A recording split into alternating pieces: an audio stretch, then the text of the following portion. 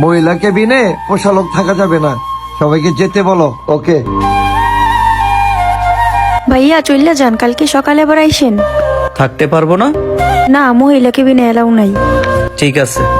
ওকে আচ্ছা ঠিক আছে, তো আমি যাই। হ্যাঁ ঠিক আছে, যাও, খাওয়া দাওয়া কইরা ঘুমায়ও, আমার জন্য চিন্তা করো না। ঠিক আছে।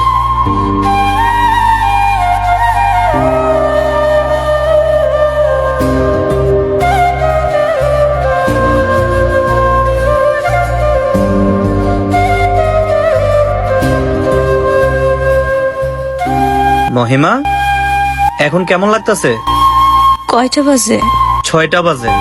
এত সকাল সকাল আসলা? আমি তো বাড়িতে যাই নাই, বাড়িতে যাও নাই?